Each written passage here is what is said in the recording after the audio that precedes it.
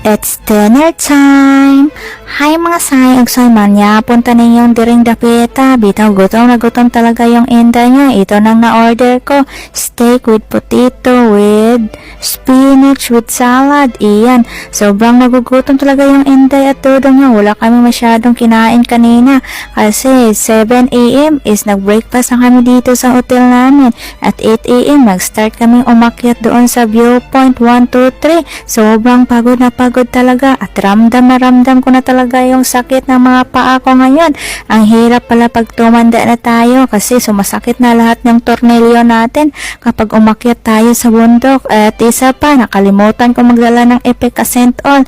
Ayan na talaga mga say-ugsoy. Ito pala, take note pala sa lahat ng gustong magpunta ng viewpoint. Ito yung paalala ko, magbasa-basa muna kayo bago kayo mag-decide na pumunta doon at magdala kayo ng maraming tubig dahil hindi biro umakyat doon. Sobrang hirap kapag mainit ang panahon.